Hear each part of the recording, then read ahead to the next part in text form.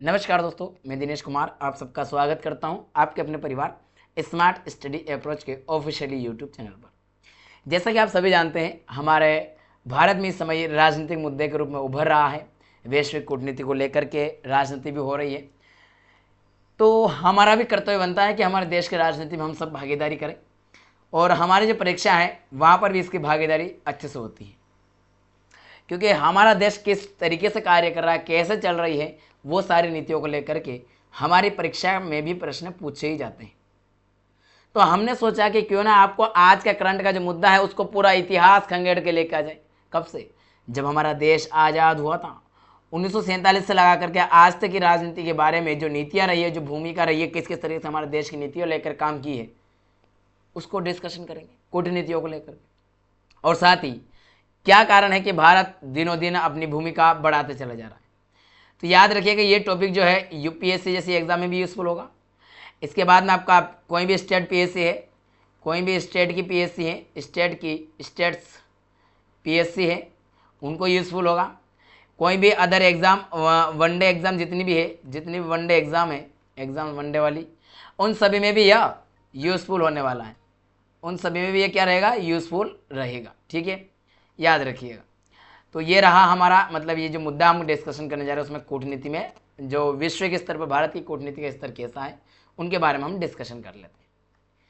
आइए, ये जो प्रश्न, ये जो टॉपिक है बहुत महत्वपूर्ण है। आप सभी को बड़े ही सहजता के साथ पूरा देखना है और आपसे निवेदन है कि अगर आप पहली बार हमारे स्मार्ट स्टडी अप्रोच ऑफिशियली पर जुड़े हैं तो आप चैनल को सब्सक्राइब कर लीजिए, बेल आइकन को ऑन कर लीजिए, वीडियो को लाइक कीजिएगा, वीडियो पूरा देखिएगा। अगर आपको पसंद आ रही हो क्लास तो पूरी करिए, क्योंकि यह मुद्दा आपकी परीक्षा में नंबर दिलाने वाला है, यह तय है, याद रखिए। देखते हैं भारत की सबसे पहले भूमिका में, तो हम देखेंगे कि भारत प्राचीन जो है प्राचीन समय से लगा करके प्राचीन सभ्यता, भारत की एक अपनी प्राचीन सभ्यता है, विशाल जनसंख्या वाला देश है अभी इस समय, विविध संस्कृति और उभरती हुई अर्थव्यवस्था के साथ वैश्विक कूटनीति और अंतर्राष्ट्रीय संबंधों में एक महत्वपूर्ण और निरंतर विकसित होने वाली भूमिका निभा रहा है। स्वतंत्रता के बाद से भारत की विदेश नीति ने अंतर्राष्ट्रीय हितों की रक्षा करने, वैश्विक शांति और स्थिरता को बढ़ावा देने तथा एक न्यायपूर्ण विश्व व्यवस्था की स्थापना में योगदान देने का प्रयास किया है। ये तो हमने इसकी पूरी जो पृष्ठभूमि है एक तरीके से बनाने का प्रयास किया कि हमारा भारत का क्या क्या दृष्टिकोण कैसे कैसे कब से चला आ रहा है कूटनीति के। अब बात करेंगे हम मेन मुद्दों पर, तो अब चलेंगे कि ये तो केवल आपके लिए एक बेस बनाना था, बैकग्राउंड बनाना। वैश्विक कूटनीति में और अंतर्राष्ट्रीय संबंधों में भारत की भूमिका के प्रमुख पहलू कौन कौन से, और यहां से आपके प्रश्न आने तय होते हैं। ऐतिहासिक सिद्धांत और आधारशिला, ऐतिहासिक सिद्धांत और आधारशिला। गुट निरपेक्ष, नॉन एलिमेंट्स, मतलब किसी भी गुट में शामिल नहीं। जब जरा समझिए, जब भारत आज़ाद हुआ 1947, उस समय वर्ल्ड वार सेकंड ख़त्म ही हुआ था, तभी आपको देखने को मिलता है कि यहाँ पर दो ध्रुव बनते हैं, अमेरिका और रूस, दो गुट अलग बन जाते हैं और ये लोग कहते हैं कि आप इसमें शामिल होइए, उसमें होइए। कुछ चाहते थे कि रूस के साथ हो जाए, अमेरिका चाहता था भारत रूस के साथ ना जाएं, अमेरिका के साथ आए, हमारे गुट में हो, नाटो में, इनमें इस तरह शामिल हो। लेकिन भारत और कुछ दक्षिण पश्चिम पूर्व वाले जो देश हैं, दक्षिण पूर्वी एशियाई वाले देश पूर्वी, उन्होंने भी उसमें शामिल होने से मनाही कर दिया, इनकार कर दिया। और उन्होंने एक नाम दिया उस संगठन का, उस आंदोलन का, जिसका नाम था गुट निरपेक्ष आंदोलन, जिसे शॉर्ट में नेम के नाम से जाना जाता है, नाम के नाम से। यानी कि यह किसी भी एक गुट में शामिल होने वाला नहीं, हम दोनों से न्यूट्रल लेना चाहते हैं। तो उसमें भारत भी, शीत युद्ध के दौरान भारत गुट निरपेक्ष आंदोलन के संस्थापक सदस्यों में से एक था। जब सेकंड वर्ल्ड वार हुआ, वो होने के बाद में आगे चले। सेकंड वर्ल्ड वार तो अमेरिका और रूस साथ में लड़े थे, लेकिन उसके बाद आगे चल करके रूस और अमेरिका के बीच में टकराव उत्पन्न होता है और ये शीत युद्ध प्रारंभ होता है, जिसमें आमने सामने लड़ते नहीं, लेकिन वक्तव्य के माध्यम से इनकी बहस चलती थी और आपस में देशों को लड़ाते थे। इस तरीका का माहौल था। तो कहीं ना कहीं ये वहाँ से हम दूर रहे, नहीं किया। इसका उद्देश्य था कि प्रमुख शक्ति गुटों से, सैन्य गठजोड़ से दूर रहना और स्वतंत्र विदेश नीति का पालन करना था। यह सिद्धांत आज भी भारत को विभिन्न देशों के साथ संतुलित संबंध बनाए रखने में मार्गदर्शन का कार्य करता है। आपने देखा होगा वर्तमान में हमारे सामने अमेरिका के साथ हमारा रिलेशन है, रूस के साथ भी है, वहीं यूक्रेन के साथ भी है, जबकि यूक्रेन और रूस के साथ लड़ाई चल रही है। मतलब कहने का अर्थ ये था कि सभी के साथ हमारा अच्छा रिलेशन चल रहा है। जापान रूस की नहीं बनती है, लेकिन जापान के साथ और रूस के साथ हमारा अच्छा संबंध।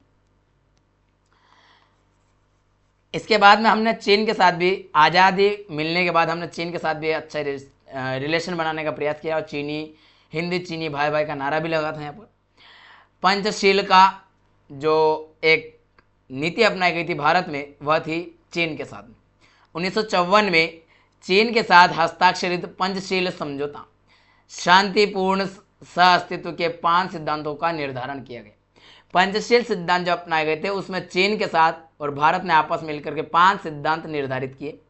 उनमें पहला सिद्धांत था एक दूसरे की क्षेत्रीय अखंडता और संप्रभुता का सम्मान करना, यानी कि भारत की जो जमीन वगैरह है उनकी और चीन की है वो, और वहाँ की सरकार इनकी एक दूसरे की स्वतंत्रता रखना, उनकी अखंडता को प्रायोरिटी देना। ऐसा नहीं कि उनकी अखंडता को हम चैलेंज करें। अनाक्रमण, हालांकि नहीं, देखिए चीन जो है ये पंचशील का इसका उल्लंघन करता रहा हमेशा। आक्रमण भी किया उसके बाद उनने, सब कुछ हुआ, लेकिन यहाँ पंचशील में दूसरा था अनाक्रमण। इसके बाद में तीसरा था हमारा एक देश एक दूसरे के आंतरिक मामलों में हस्तक्षेप नहीं करना। जैसे मान लीजिए हमारे पास कोई ऐसा क्षेत्र आया, मान लीजिए अभी हम पीओके ले लेते हैं और चीन उसमें हस्तक्षेप करे तो ये गलत होगा इस नीति के अकॉर्डिंग। ये जो पंचशील समझौता है इसके मुताबिक, हालांकि नहीं, पंचशील समझौता का उल्लंघन कभी का चीन कर चुका है, तो इसलिए फिर इसका कोई औचित्य नहीं है। लेकिन हमने किसके साथ किया, क्या रूल था, वो हमें पता होना चाहिए, क्योंकि आज हमारे वैश्विक लेवल पर भारत की जो कूटनीति है उसको लेकर के प्रश्न उठाए जा रहे हैं। तो हम शुरू से ही डिस्कशन कर रहे हैं। समानता और पारस्परिक लाभ की बात करेंगे। शांतिपूर्ण सहअस्तित्व की ये जो सिद्धांत है यहाँ तक की बात की थी, शांतिपूर्ण बनाए रखेंगे अस्तित्व, इन 5 की बात की गई थी। यह सिद्धांत आज भी भारतीय विदेश नीति के मूल तत्वों में समाहित हैं और हम इनको लेकर ही हमेशा वार्तालाप करते रहते हैं। और अभी जो अच्छा से उभर रही है एक कूटनीति में, वह है वैश्विक कुटुंबकम, जो वासुदेव कुटुंबकम है वैश्विक लेवल पर, वह उभरा है, जो हमने G20 में इसको दिया भी सही। विश्व एक परिवार है का एक प्राचीन भारतीय दर्शन का भारत में वैश्विक दृष्टिकोण को क्या कर रहा है, रेखांकित करने का प्रयास कर रहा है। यह मानवतावादी दृष्टिकोण अंतर्राष्ट्रीय सहयोग और साझा चुनौतियों के प्रति भारत की प्रतिबद्धता को दर्शाता है। ठीक। दूसरा, शांति स्थापना और संघर्ष समाधान में भूमिका। जो हमने पहला पॉइंट पढ़ा उसमें ऐसा था, जिसमें हमने क्या देखा था, पहला पॉइंट भाई देख लीजिए एक बार, रिकॉल करिए। पहले में हमने पढ़ा ऐतिहासिक सिद्धांत और आदर्श, मतलब ऐतिहासिक और सांस्कृतिक जो रहा है उनकी बात कर रहे हैं, ऐतिहासिक पृष्ठभूमि। उसके बाद में शांति स्थापना और संघर्ष में समाधान के लिए भारत किस तरीके की नीति अपनाता हमेशा। अभी आपने देखा सीज फायर हुआ, देखा आप सभी ने, तो ये सब यहाँ जुड़ रहा है। मतलब मैं एक एक पहलू को जोड़ रहा हूँ आपके सामने कि किस किस तरीके से हम जोड़ कर चलें। पूरा भारत का शांति और अहिंसा का एक समृद्ध इतिहास रहा है। हमने हमेशा से शांति आंदोलन की, अहिंसा को अपनाया। गांधी का देश है, गांधी जी ने हमेशा शांति का मार्ग अपनाया। तो समझिए जरा उस लहजा से भी इसने विभिन्न अंतर्राष्ट्रीय संघर्षों में मध्यस्थ और सुलहकर्ता के रूप में भूमिका निभाने का प्रयास किया है। हमेशा युद्ध से ही संघर्ष को खत्म नहीं किया जा सकता और संघर्ष बढ़ता है। भारत का मानना है, भारत की विदेश नीति या भारत की जो कूटनीति है उसका मानना है कि शांति से बात की जाए, टेबल बैठे, वार्तालाप करें और बीच का रास्ता निकाला जाए। उदाहरण के लिए 1950 और 1960 के दशक में भारत ने वियतनाम में युद्ध के अंतर्राष्ट्रीय पर्यवेक्षण और नियंत्रण आयोग का सह अध्यक्ष बनाया गया था और वहाँ पर बीच का रास्ता निकालने का प्रयास किया था। ये मैं वहाँ की बात कर रहा हूँ, 1950 और 60 के दशक की बात कर रहा हूँ, जब हमारा देश आज़ादी हुआ था। उस समय भी हमारा सह अध्यक्ष, मतलब सोचिए वहाँ पर पर्यवेक्षण करना था अंतर्राष्ट्रीय स्तर पर और नियंत्रण की बात करना था, वहाँ पर युद्ध की शांति बहाल करवानी थी। उस समय भारत उसमें शामिल था। आज की बात नहीं कर रहा हूँ, 1960 के दशक, 50 से 60 के दशक में, समझ रहे। भारत लगातार संवाद और कूटनीति को संघर्षों के समाधान का एकमात्र रास्ता बताता रहा है। जैसा कि हाल के तनावों के संदर्भ में भी आप देख सकते हैं, यह हाल के संदर्भ जो हैं आप देखेंगे 2020 से लगा करके, कोविड के समय से ही 2020 से लगा करके चीन के साथ में हमारा सैन्य टकराव चला, सैन्य टकराव। तो वहाँ भी क्या हुआ, आमने सामने जो लद्दाख के गलवान में, आप सभी को पता अच्छे से। इसके बाद में अभी 2025 का ले लीजिए, आप 2025 का ले लीजिए। 2025 में पाकिस्तान के साथ अभी सैन्य जो इन पे आतंकी संगठनों पर हमने हमला किया, लेकिन पाकिस्तान की तरफ से जवाबी कार्रवाई करने का प्रयास किया गया सेना के, तो भारतीय सेना ने उनको मुंहतोड़ जवाब दिया। हमने भी उनका पलटवार किया, अच्छे से उनको जवाब दिया, उनकी सारी मिसाइल गिरा दी गई। तो कहीं ना कहीं नुकसान उनका हुआ। इसके बाद सीज फायर की बात आती है, तो ये क्या है सीज फायर, हमारे बीच में तनाव को संदर्भ में देखा जा सकता है, मतलब बातचीत का रास्ता अपनाने का प्रयास करता है। भारत हमेशा लड़ाई की बात नहीं करता है, हमेशा मध्यम रास्ता अपनाता है। चाहे आप 1971 वाली बात करिए, कोई सी बात कर लीजिए, भारत में कोई से भी युद्ध की स्थिति हर जगह भारत ने बात के माध्यम से खत्म करने का प्रयास किया। इसके पीछे एक ही कारण है, भैया शांति बनाइए, आप भी जिए, आप भी खाइए पिए, आप भी खुश रहिए, हम भी खुश रहे, सीधी बात। विदेश नीति, इस समय भारत की विदेश नीति में 5 एस चल रहे हैं। ये 5 एस क्या है विदेश नीति के, इन 5 एस को याद कर लीजिए, आपकी परीक्षा में ये आएगा, क्योंकि विदेश नीति को लेकर के इस वक्त बहुत चर्चा हो रही है। ये 5 एस है विदेश नीति के फॉर्मूले। भारत की विदेश नीति में अगर ये 5 एस किसी को याद है तो मान लीजिए वह बहुत अच्छे से अपनी एग्जाम में भी टैकल कर पाएगा। अब आपके सामने 5 एस में 4 एस दिखाई दे रहे, चलिए 5 एस के ऊपर चलते हैं। भारत की वर्तमान विदेश नीति में अक्सर 5 एस के दृष्टिकोण को फॉलो किया जाता है। 5 एस मतलब, अरे 5 एस मतलब कि ऐसे 5 शब्द होंगे जिनकी शुरुआत एस से होने वाली, जैसे सम्मान, संवाद, सम्मान, संवाद, सहयोग और साथ ही आपका शांति, समृद्धि, ये 5 एस हैं। देख लीजिए 5 एस को एक बार। ये 5 एस जो है ना, पहला एस सम्मान की बात कर रहा है, दूसरा है संवाद करेंगे। पहले तो सभी राष्ट्र एक दूसरे का सम्मान करेंगे, संप्रभुता और समानता को बढ़ावा देंगे। उसके बाद में संवाद करेंगे, अगर कोई टकराव की स्थिति हो रही तो निरंतर बातचीत करेंगे, खुले संवाद के माध्यम से समझ को बढ़ाएंगे आगे। तीसरा है सहयोग, यानी कि साझा चुनौतियों का सामना करने के लिए सहयोग को बढ़ावा देना। याद रखिएगा, भारतीय इस समय की जो 5 एस है उनको हिंदी के ही केवल लिपिंतरण किया गया है अंग्रेजी में। शांति, वैश्विक शांति और स्थिरता के लिए प्रयास, ये चौथा पॉइंट हो गया। अब ये वैश्विक शांति वगैरह हमारे डीपीएससी आर्टिकल 51 का भी तो भाग है। 51, ओनली 51 की बात कर रहा हूँ, 51 का क्यों नहीं कर रहा हूँ।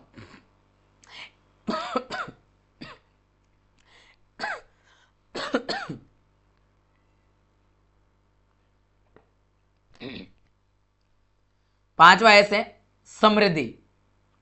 समृद्धि जो है साझा समृद्धि के लिए आर्थिक और विकासात्मक साझेदारी को बढ़ावा देना। ये 5 एस जो है हमारे इसमें बहुत महत्वपूर्ण है हमारी विदेश नीति में आज के समय में। याद रख लेना, कभी आपसे पूछ ले हमारी जो विदेश नीति किस तरीके की है, तो आप आराम से आंसर राइटिंग में 5 एस को लिख सकते हैं। अंतर्राष्ट्रीय संगठनों में सक्रिय भागीदारी। सक्रिय भागीदारी कैसे ले रहा भारत? संयुक्त राष्ट्र, यूनाइटेड नेशंस। भारत संयुक्त राष्ट्र का एक सक्रिय सदस्य रहा है और इसकी विभिन्न एजेंसियों और शांति मिशनों में महत्वपूर्ण योगदान देता रहा है। आज़ादी के समय जब आज़ाद हुआ तब से लेकर आज तक भारत लंबे समय से संयुक्त राष्ट्र सुरक्षा परिषद यूएनएससी की में स्थायी सदस्यता की मांग कर रहा है और कभी से बोल रहा है, और इसमें परिवर्तन की मांग कर रहा है ताकि वैश्विक निर्णय लेने की प्रक्रिया में विकासशील देशों को अधिक प्रतिनिधित्व मिल सके। इसके बाद G20 में भारत G20 का एक प्रमुख सदस्य देश है और उभरती हुई अर्थव्यवस्था हमारी, जरा सोचिए, और जनसंख्या, बड़ा मार्केट, क्यों वैल्यू नहीं होगा, और वैश्विक आर्थिक एजेंडे को आकार देने में महत्वपूर्ण भूमिका निभाता है। हाल ही में अभी देखा आपने, भारत ने G20 की अध्यक्षता की। आपसे प्रश्न है, कमेंट बॉक्स में बताना G20 की अध्यक्षता किस वर्ष भारत ने की थी, और अभी 2024 में किसने की, और 2025 में कौन करने वाला। तीनों प्रश्न का जवाब कमेंट बॉक्स में देना आपको। की अध्यक्षता भी संभाली, जिसमें वैश्विक दक्षिण की आवाज को प्राथमिकता दी गई। वैश्विक दक्षिण को प्राथमिकता से समझा गया, समझिए जरा। और साथ ही साथ दक्षिण अफ्रीका जो अफ्रीकी महाद्वीप है, उनके जो संगठन है उनको भी भारत की तरफ से तवज्जो दी गई। ब्रिक्स की बात कर लें तो यह ब्राजील, रूस, चीन और दक्षिण अफ्रीका के साथ भारत ब्रिक्स का समूह सदस्य है। याद रखना, अभी इसमें और भी सदस्य देश जुड़ गए हैं, सब हुए, लेकिन ये शुरुआती देश है, उनके नाम लिखे मैंने। अब तो इसमें सदस्य देश बढ़ते चले जा रहे हैं और ब्रिक्स की जो भूमिका है वो बढ़ रही है। अब ब्रिक्स के ऊपर मैं अलग से वीडियो दूंगा आपको पूरा, इन सभी संगठन के ऊपर, क्योंकि आपके लिए सब महत्वपूर्ण है। तो ब्रिक्स का मैं हो सकता है कल या परसों में आपको इसका वीडियो मिल जाएगा, जो उभरती हुई अर्थव्यवस्थाओं के बीच सहयोग को बढ़ावा देने के लिए कार्य करता है। मैं यहाँ पर केवल इसलिए लाया हूँ इसको कि भारत किस किस जगह काम कर रहा है, हम बस उनकी बात कर रहे हैं। यहाँ पर हम भारत के परिदृश्य में बात करें, ना हम उन संगठनों के परिदृश्य में बात करें, ना किसी सदस्यों के बारे में। केवल अगर बात करेंगे भारत कहाँ का अपना कूटनीतिक महत्व रखता है, उस बारे में बात कर रहे हैं। क्वाड में क्या है, यहाँ पर भारत, संयुक्त राज्य अमेरिका, जापान और ऑस्ट्रेलिया, यह मिलकर के क्या करते हैं, एक चतुर्भुज सुरक्षा संवाद स्थापित करते हैं। चारों देश आपस में वार्तालाप करते हैं। साथ में क्वाड देशों की जो सेना है उनका आपसी युद्ध अभ्यास भी होते हैं, ताकि वे इस ओर भी आगे बढ़े। हालांकि क्वाड की स्थापना शुरुआत में आपसी संवाद के माध्यम से की गई थी, ताकि हिंद और प्रशांत महासागर है, दोनों में शांति बनाई जा सके, जिसका उद्देश्य स्वतंत्र और खुले और समावेशी हिंद महासागर का जो क्षेत्र है उसको सुनिश्चित करना है। अन्य संगठन की अगर बात करें तो भारत विश्व व्यापार संगठन WTO, अंतर्राष्ट्रीय मुद्रा कोष IMF और संघाई सहयोग संगठन SCO जैसे अन्य महत्वपूर्ण अंतर्राष्ट्रीय और क्षेत्रीय संगठनों में भी सक्रिय रूप से सदस्य हैं और भागीदार रहा है, और सभी के साथ में निरंतर वार्तालाप और आगे बढ़ता रहा है। पड़ोसी पहले और एक्ट ईस्ट नीतियां। पड़ोस पहले नीति में भारत अपने पड़ोसी देशों के साथ मजबूत और स्थिर संबंधों को प्राथमिकता देता है। भारत हमेशा अपने पड़ोसी देशों को प्राथमिकता देता रहा है। चाहे बांग्लादेश देख लीजिए आप, नेपाल देखिए, भूटान देखिए, म्यांमार देखिए, श्रीलंका देखिए, डूब रहा था, उसको जीवित किया गया। मालदीव ज्यादा अवसर था, उसको भी लाइन पर लाकर वापस उसको जीवित किया जा रहा है। इस नीति के तहत विकास सहयोग, कनेक्टिविटी परियोजनाओं और लोगों से लोगों के बीच संबंधों को बढ़ावा दिया जाता है। एक्ट ईस्ट नीति जो है, यह नीति दक्षिण पूर्व एशियाई देशों के साथ आर्थिक और रणनीतिक संबंधों को गहरा करने पर केंद्रित है, जो भारत के हिंद प्रशांत दृष्टिकोण का एक महत्वपूर्ण हिस्सा भी है।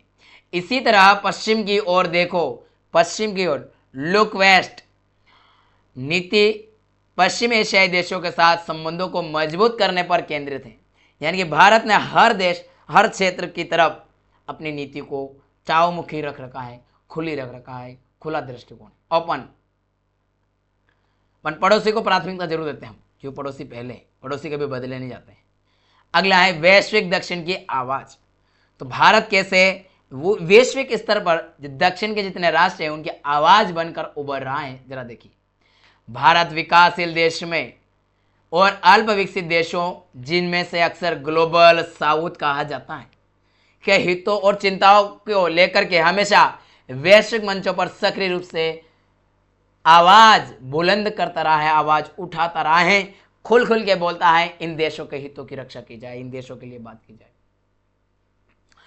जलवायु परिवर्तन, सतत विकास लक्ष्य, खाद्य सुरक्षा, स्वास्थ्य जैसे मुद्दों पर भी भारत विकासशील देशों के दृष्टिकोण को सामने रखता रहा है और उनके लिए न्याय संगत समाधान की वकालत भी हमेशा भारत करता रहा है। भारत ने हाल ही में voice of global south summit की भी मेजबानी की, जिसमें साउथ विकासशील देशों की प्राथमिकताओं पर भी चर्चा की। भारत जितने भी, कहीं ना कहीं आपको ऐसा लगेगा, जितने भी वैश्विक संगठन हैं, जब भी इनकी कोई मीटिंग, कोई सभा होती है, तो वहाँ भारत बुलंद आवाज के साथ एक मीटिंग में हमेशा बोलता है कि हमें वैश्विक दक्षिण वाले जो देश है, इनके लिए ग्लोबल साउथ के जो देश है, इनको भी ध्यान में रखकर नीतियाँ बनानी चाहिए। इनके लिए फंडिंग करना चाहिए विकसित देशों को, क्योंकि उन्होंने क्लाइमेट चेंज में काफ़ी परिवर्तन किया है, उनके कारण इन सभी को लॉस हो रहा है। भारत हमेशा बुलंद आवाज उठाता रहा है, ये हमारी कूटनीति है। इसलिए चाहे विकसित देश हमसे नाराज रहते हैं, लेकिन विकासशील देश हमेशा भारत के साथ खड़े मिलते हैं, यही कारण है। और ये नीति कभी आज से नहीं चल रही भारत में, ये नीति आजादी के समय से चली आ रही है और ये चलते रहेगी निरंतर। भारत की इस वाली विदेश नीति में कोई परिवर्तन नहीं आएगा संतुलन बनाने की। इसके पीछे एकमात्र कारण है हमारा संविधान में जो नीति का वर्णन है।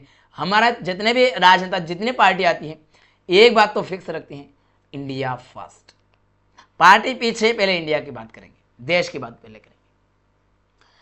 आर्थिक कूटनीति और विकास में साझेदारी यह बहुत बड़ी है और आज के समय में विशेषकर यह बिंदु अति महत्वपूर्ण है, क्योंकि जनसंख्या की दृष्टि से हम पहले नंबर पर पहुंच गए, चीन को पछाड़ चुके हैं। तो ये बड़ा फैक्टर है भारत का कि वैश्विक देशों को साथ में कूटनीतिक संबंध बनाने का, क्योंकि जब जनसंख्या ज़्यादा है मतलब मार्केट बड़ा है, और मार्केट बड़ा होने के कारण विश्व के जितने देश है भारत के साथ अच्छा रिलेशन बनाने का प्रयास करेंगे।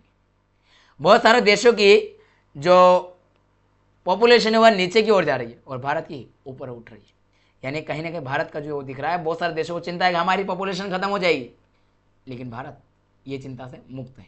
हालांकि ने धीरे धीरे हमारा ग्राफ भी कम हो रहा है, तो कहीं ना कहीं आगे चल के हमें भी चैलेंज करना पड़ सकता है। आगे 15-20 साल बाद इसका सामना हमें भी करने की संभावना बढ़ सकती है। भारत अपनी बढ़ती अर्थव्यवस्था का उपयोग वैश्विक मंच पर अपने प्रभाव को बढ़ाने के लिए कर रहा है।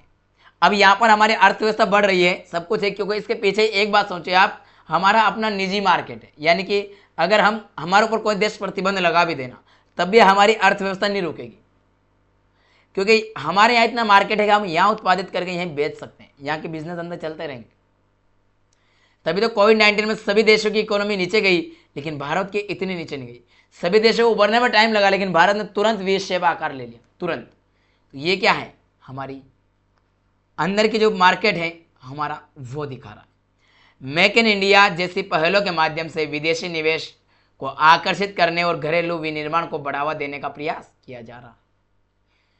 और भारत अन्य विकासशील देशों के साथ, विशेष रूप से अफ्रीका, एशिया और साथ ही लैटिन अमेरिका में लाइन ऑफ क्रेडिट, क्षमता निर्माण और तकनीकी विशेषज्ञता साझा करके विकास में साझेदारी के सक्रिय रूप से बढ़ावा दे रहा है। क्या हम भी विकसित होंगे, आप भी विकसित हुई, आगे बढ़ते हैं, मिलकर बढ़ते हैं। दक्षिण हम सब विकासशील देश हैं, तो हम मिलकर लड़ेंगे, मिलकर आगे बढ़ेंगे, मिलकर के आगे उठते हुए चलेंगे। इस तरीके की नीतियों को लेकर भारत चल रहा है। वैश्विक चुनौतियों का सामना, सबसे बड़ी समस्या तो अभी यही है। बहुत बड़ी बात जरा सोचिए, मैं आज उन बिंदुओं से भी रूबरू कराऊंगा आपको जहां टर्की में हमने ऑपरेशन दोस्त चलाया था, लेकिन अभी आपने देखा कि पाकिस्तान के साथ किस तरीके से आया। और अभी हाल ही की एक और घटना, टर्की ने वहां से एक मैप जारी किया, टर्की वालों ने, कि बांग्लादेश का नया, और उस मैप में कई सारे भारत के हिस्सों को बांग्लादेश का हिस्सा बता दिया गया। कई भारत का कुछ पश्चिम बंगाल, कुछ झारखंड का हिस्सा, बिहार का हिस्सा, असम का, त्रिपुरा, मिजोरम, पूरा बांग्लादेश को बता दिया।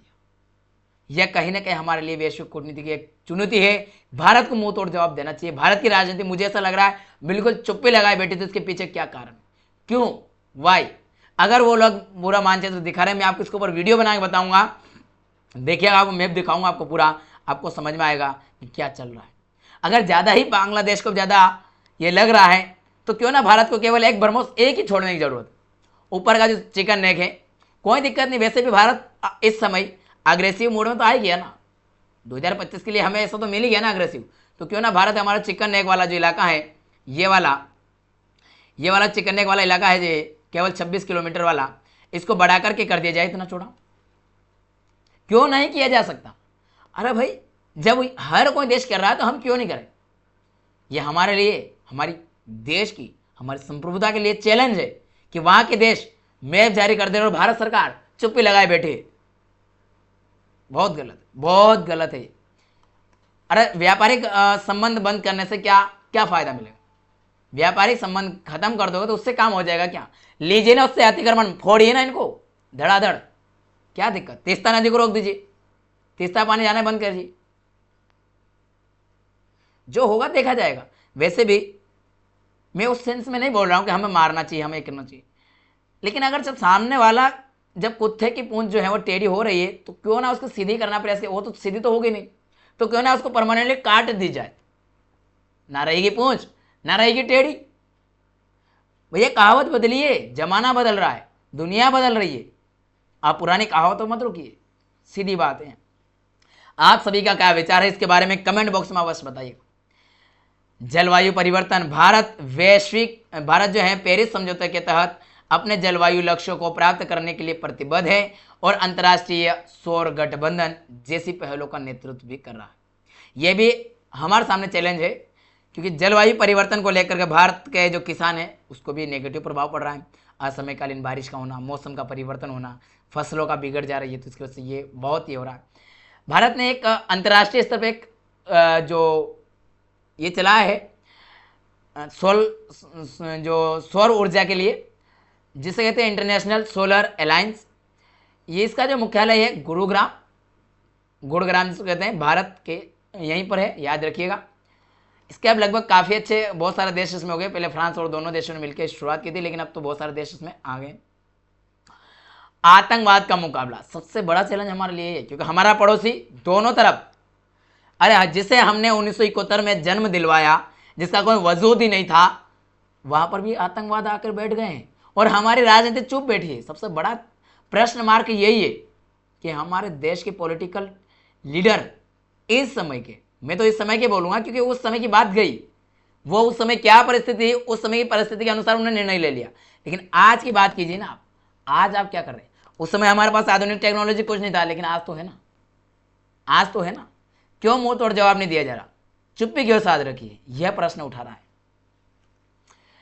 आतंकवाद का मुकाबला अभी किया भारत आतंकवाद का दृढ़ता से विरोध करता रहा है और करता रहेगा, और अंतर्राष्ट्रीय सहयोग के माध्यम से इस खतरे का मुकाबला करने का आह्वान करता रहा है। और अभी भी हमने देखा 2025 में जो घटना हुई जिसके कारण ये सब सामने आया, इसमें आतंकवाद का मेन मौजूद था। मानवीय सहायता और आपदा राहत, भारत आपदाओं और संकटों के समय अन्य देशों को मानवीय सहायता प्रदान करने में सबसे आगे रहा है। जैसे ऑपरेशन दोस्तों देख लीजिए, जो टर्की में, सीरिया में भूकंप, टर्की और सीरिया में, वहाँ पर वैक्सीनेशन, कोविड-19 के समय सभी देशों को वैक्सीन हमने फ्री में तक दिए, बहुत सारे देशों को। टर्की ने फिर भी जो है चलाया था, इतना इसको दिया, खिलाया पिलाया, लेकिन फिर भी इसने भी जब कर ही दिया है तो क्यों ना इसको भी थोड़ा सिखा दिया जाए। क्यों हम भी टर्की का मैप बिगाड़ कर क्यों जारी नहीं कर सकते? अगर वो हमारा मैप बिगाड़ के जारी कर सकता है तो हम भी उसको किसी न किसी पड़ोसी देश के साथ घोषित कर दें। कोई तो उसका पड़ोसी हमारे साथ खड़ा हो जाएगा, क्या ही बिगड़ जाएगा हमारा? जोड़ दिया जाए किसी न किसी देश के साथ, अरे बता दिया कहीं रूस का बता दिया जाए, क्या दिक्कत? हमारा मित्र राष्ट्र है। अरे उंगली वो कर रहा है तो हमें भी उंगली करने में क्या दिक्कत है? हम भी दो दो हाथ लेना। क्या हम इतने पिछड़ो हैं? ये मानते हैं कि इसकी वजह से हमारी अर्थव्यवस्था पीछे जाएगी, सब कुछ पीछे होगी, और ये गलत है, ना समझदारी बात है, जल्दबाजी में निर्णय नहीं लेना चाहिए, मैं मानता हूँ। और भारत हमेशा सोच समझ के कदम उठाता है, लेकिन निरंतर चुप्पी बनी हुई है, तो वह प्रश्न उठा रही है। क्योंकि इतनी चुप्पी, इतने एक साथ फिर भी चुप्पी, ये कहीं ना कहीं है। हालांकि ने जब बहुत सारे लोग किसी एक को घेरने का प्रयास करते हैं ना, और वह चुप है ना, इसका मतलब वो लंबी छलांग लगाने वाला है, क्योंकि उसका कदम बड़ा होने वाला है, इसलिए वो चुप बैठा। एक कहावत है ना कि शहर ने अगर 2 कदम पीछे रखे हैं तो इसका मतलब ये नहीं है कि वो डर गया है, वो लंबी छलांग लगाने वाला है, ये भी याद रखिए। और एक और बात है, शेर को गिद्धड़ जो हैं वो मिलकर के चैलेंज करते हैं, लेकिन शेर अकेला खड़ा रहता है। आप देखे होंगे भेड़िया हैं वगैरह सब झुंड में रहते हैं और शेर को चैलेंज करने का प्रयास करते हैं, लेकिन शेर अकेला 2 कदम पीछे रखकर छलांग मारेगा, सभी को झपट लेगा एक साथ। तो कहीं ना कहीं कुछ तो चल रहा है, मिलेगा बहुत जल्द इसका भी, लेकिन इतना भी नहीं करना चाहिए। मेरा कहना मतलब कहीं ना कहीं भारत सरकार को कार्यवाही करना ही चाहिए इसके ऊपर, और विशेषकर बांग्लादेश पर कर ही देना चाहिए। बांग्लादेश का वो जो चिकन नेक वाला इलाका हमारा है उसको तो अच्छे से कवर कर ही लेना चाहिए मेरे हिसाब से। तो आप सभी का क्या हो रही बताइएगा। कूटनीति में हिंदी का बढ़ावा, ये तो बहुत अच्छा काम हो रही है, कूटनीति में बहुत अच्छा बढ़ावा कर रही है भारत सरकार, इसमें कोई दो राय नहीं है कि भारत सरकार जो इस समय कूटनीति में बहुत अच्छे से महत्व दे रही है, जहाँ हमारी जो हिंदी है उसको प्रमोट करने का प्रयास कर रही है। भारत सरकार अंतर्राष्ट्रीय मंचों पर हिंदी के प्रयोग को बढ़ावा दे रही है ताकि भारत की सांस्कृतिक पहचान और वैश्विक आकांक्षाओं को प्रतिबिंबित करता है किया जा सके। मतलब विश्व में हिंदी को बढ़ावा दे रही है कुल मिला के, इससे अच्छे से होगा। संयुक्त राष्ट्र जैसे अंतर्राष्ट्रीय संगठनों में हिंदी को शामिल करने में हिंदी भाषी प्रतिनिधियों और वैश्विक निर्णय लेने की प्रक्रियाओं में सक्रिय रूप से भाग लेने में मदद मिलती है। बताए कौन सा कथन जो कि सही है, जल्दी जवाब दीजिए। सॉरी मतलब प्रश्न का याद आ गया, ये जो सॉरी क्षमा कीजिएगा। तो ये सारा हमारा कूटनीति का जो विश्व में हिंदी को हम बढ़ावा दे रहे हैं उसकी बात आ रही। 10वीं बात, भारत की भूमिका में चुनौतियां और सीमाएं कौन कौन सी। एक तो है ऐतिहासिक संरेखण, जिसमें आपको कथित जो तटस्थता है हमारी उनकी बात कर रहे हैं। जैसे कुछ ऐतिहासिक रणनीतिक साझेदारियां है जिसमें हम देखेंगे कि भारत रूस के साथ अच्छा रिश्ता हमारा एक अच्छा दोस्त माना जाता है। अब इस समय हमारी तटस्थ भूमिका कैसे, रूस का हमने खोल के सपोर्ट नहीं किया, न यूक्रेन का किया, हम बिल्कुल मध्यस्थ रहे, ये हमारा तटस्थ रहने की बात बोल रही है। हमने ना एक तरफा अमेरिका की बात मानी है ना एक तरफा रूस की बात मानी, हमने दोनों देशों को संतुलित बनाने का प्रयास किया। क्षेत्रीय प्रतिद्वंदिता ये ज़्यादा है हमारे सामने, हमारे पड़ोसी देशों के साथ तनाव निरंतर बना हुआ है, खासकर पाकिस्तान। तनाव भारत की मध्यस्थ की भूमिका को प्रभावित कर सकता है। अभी आपने देखा पाकिस्तान से बना हुआ है, अभी ये नया मैप बांग्लादेश का जारी होना, कहीं ना कहीं इनकी मिर्ची लग रही है, तो क्यों नहीं इनको मिर्ची को अच्छे से ढाल दी जाए, वह मेरे हिसाब से करना चाहिए, क्योंकि ये भी हमारे लिए चैलेंज हो रहा है। और साथ में नेपाल भी, अब फिर नेपाल ने पहले जारी किया था, अब फिर जारी करेगा।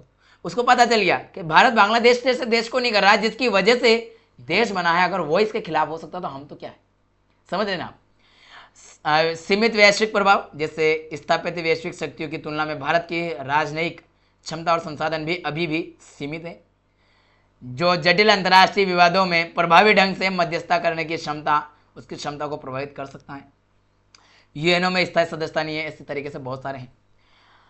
देखिए ये था मैंने पूरा पढ़ा है, इसी को मैंने एक टेबल में भी दिया है, तो देखिए जरा कुछ और जो है कि वन लाइनर में लेकर आया कि गुड निरपेक्ष वन लाइनर वालों के लिए, ये तो था अभी तक मेंस यूपीएससी पीएससी जैसे एग्जाम वालों के लिए। और आपके वनडे में कैसा आएगा, गुट निरपेक्ष आंदोलन, प्रमुख शक्ति गुटों से स्वतंत्र विदेश नीति का पालन करना, पंचशील, शांतिपूर्ण सहअस्तित्व का 5 सिद्धांतों का पालन करना। इसके बाद में संयुक्त राष्ट्र यूएन में भारत शांति, सुरक्षा, विकास को बढ़ावा देता है और स्थायी सदस्यता की मांग करता है हमेशा। G20 में विकसित और विकासशील देशों की अर्थव्यवस्था के बीच अंतर्राष्ट्रीय मंच है जहां पर मुख्य चर्चा होती है और उनको लेकर के आगे जो निर्धारण किया जाता है कि कैसे कैसे हम कार्य करने वाले सभी देश। ब्रिक्स में उभरती हुई अर्थव्यवस्थाओं के बीच भारत भी है, तो इस उभरती हुई अर्थव्यवस्था है। क्वाड, स्वतंत्र, खुले और समावेशी हिंद प्रशांत क्षेत्र को सुनिश्चित करना है, यानी कि हिंद महासागर और प्रशांत महासागर वाला क्षेत्र जो है वहां पर खुला रहे, किसी एक का कंट्रोल ना हो। संघाई सहयोग संगठन एससीओ में यूरेशियाई राजनीति, आर्थिक और सुरक्षा संगठन जो गठबंधन है उनकी बात होती है। पड़ोस पहले नीति, भारत हमेशा चाहता है कि हमारे पड़ोसी जो देश है उनके साथ हमारे अच्छे रिश्ते हों, मजबूत रिलेशन हो, लेकिन फिर भी हमारे पड़ोसी है, कुत्ते की पूंछ टेढ़ी होती है, इनमें सब पड़ोसी कुत्ते के समान है, विशेषकर पाकिस्तान और बांग्लादेश। एक्ट ईस्ट नीति, दक्षिण पूर्व एशियाई देशों के साथ आर्थिक और रणनीतिक संबंधों को गहरा करना। अंतर्राष्ट्रीय सौर गठबंधन ISA, सौर ऊर्जा को बढ़ावा देना पूरे वैश्विक स्तर पर, उसके लिए वन ग्रिड बनाने का प्रयास चल रहा है। वैश्विक मैत्री वैक्सीन मैत्री जो हमने चलाई पहल, ये कोविड-19 की महामारी के दौरान दुनिया भर के देशों को हमने टीके उपलब्ध कराए दिए। बहुत सारे देशों जिनके पास पैसे नहीं थे वहां पर टीका लगवाया हमारे यहाँ से भेज करके। निष्कर्ष में हम कह सकते हैं भारत की समझ जो चल रही है पूरी वो कि भारत वैश्विक कूटनीति में और अंतर्राष्ट्रीय संबंधों में भूमिका लगातार बढ़ रही है, ऐसा नहीं कि कम हो रही, भारत की भूमिका बढ़ रही है। इसीलिए तो बहुत सारे देश चाह रहे हैं कि ये जो बढ़ रहा है इसको रोका जाए, प्लान करके कार्य किया जा रहा सारा। एक तरफ से हुआ चलो ठीक है यहाँ संतुलन हुआ, वहां बिगाड़ दें, एक जिम्मेदार वैश्विक शक्ति के रूप में भारत उभर रहा है और भारत अपने राष्ट्रीय हितों को साधने के साथ साथ एक अधिक शांतिपूर्ण, स्थिर और न्याय संगत विश्व व्यवस्था के निर्माण में सक्रिय योगदान दे रहा है। अपनी वसुधैव कुटुंबकम की जो भावना है वह और 5S की जो विदेश नीति का दृष्टिकोण है उसके साथ भारत भविष्य में भी वैश्विक मंच पर निर्णायक और सकारात्मक भूमिका निभाने के लिए तैयार है और निरंतर आगे बढ़ रहा है। ये चैलेंजेस आते हैं या आते रहेंगे, लेकिन भारत रुकने वाला नहीं है, अपनी विदेश नीति को लेकर चलेगा और जरूरत पड़ी तो उनमें थोड़ा सा हेर फेर करके इसके साथ साथ थोड़ा दिखाएगा, सही अग्रेशन में दिखाए, जरूरत पड़ने पर वो भी जरूरी है, सब आवश्यक है। तो ये रहा हमारा पूरा पहलू, हमने पूरे ऐतिहासिक पहलू जाने। कैसा लगा इसके लिए कमेंट करके बताइएगा। जो आपसे प्रश्न पूछा गया उसका जवाब दीजिएगा कमेंट बॉक्स में, और साथ ही आप सभी अपने अपना विचार बताइएगा भारत को बांग्लादेश के साथ क्या करना चाहिए, किस तरीके से, उसके ऊपर भी आपको कमेंट बॉक्स में कमेंट करके बताना अवश्य। तो चलिए ये रहा हमारा आज का सेशन, मिलेंगे अगले सेशन में, तब तक के लिए जय हिंद जय भारत।